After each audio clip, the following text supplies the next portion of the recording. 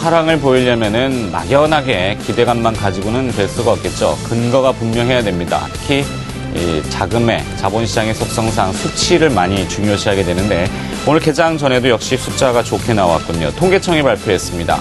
10월 산업활동 동향을 발표했는데요. 광공업 생산이 지난달 대비 1.8% 증가했다고 밝혔습니다. 11개월 내 최대 폭의 상승이었고요. 제조업 부분의 훈풍이 광공업 생산에 특히 도움이 됐다고 하네요. 지난해 대비해서는 3.0% 올랐다고 합니다. 소매 판매가 1.3% 증가했고요. 설비 투자는 19.3%가 또 지난달 대비해서 증가를 했다고 하네요.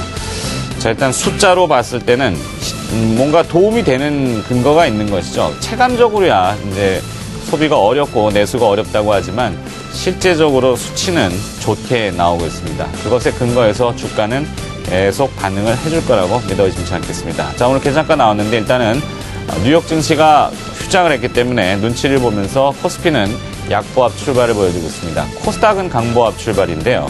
일단 오늘도 수급이 또 시장을 쥐락펴락할 가능성이 좀 있어 보이는군요.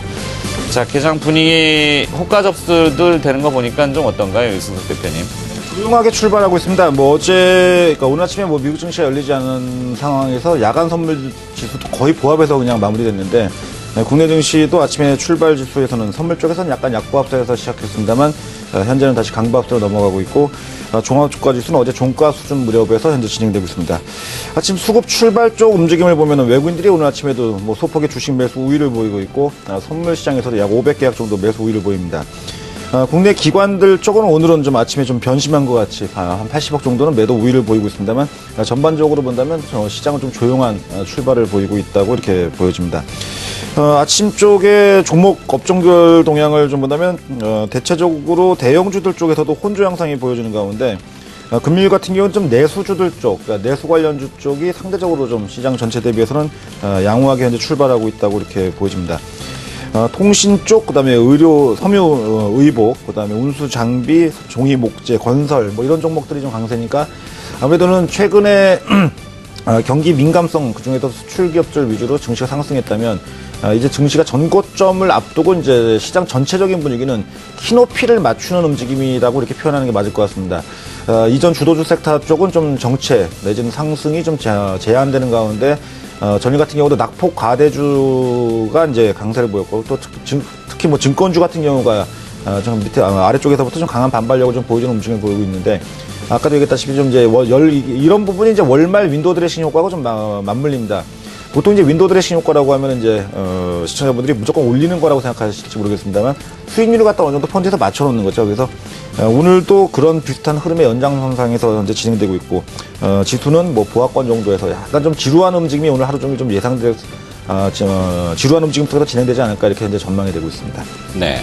자, 지수가 멈춰 있으면 개별 기업을 또 볼 수도 있는데 일단은 외국인 투자들 순매수 이야기해 주셨는데 9시 3분 현재 59억 원 순매수입니다. 코스피 기준이고요. 무엇을 사는지도 볼까요? SK 하이닉스 40억 원 정도 순매수 보입니다. 기아차 15억 원, 삼성전자 한 10억 원, 삼성전자 우선주도 순매수 외국인 보이고요. KTNG, 현대모비스, SK이노베이션 이렇게 외국인 투자자들이 순매수하는 기업들로 들어가 있군요. 순매도는 규모가 크지 않기 때문에 별로 주목을 안 받습니다만 네이버나 한국전력, KT, 삼성물산, CJ 이런 기업들은 외국인 순매도가 있습니다만 규모는 크지 않고요. 코스닥도 일단은 외국인은 오늘 추수감사절 휴장 때문인지 좀 소극적인 반응입니다. 일단 소폭 순매도로 출발을 보여주고 있네요. 이승원 대표님, 예. 앞서 IT 관련된 얘기도 좀 있었고, 개장 즈음에서 재료들이 크게 많이 들어오지는 않는 것 같아요. 어제 증권업종이 조금 반응을 했던 것 같은데요. 예, 어제 증권업종 반등. 네, 거래소가 기업을 공개한다고. 예, 거래소 기업에 대한 공개 가능성에 대한 쪽인데, 단기적인 모멘텀에 대한 쪽에 좀 불과하다라고 보고 있습니다. 그러나 이제 증권 업종에 대해서 이제 시각에 대한 쪽은 좀 이렇게 보셔야 될 것 같은데요.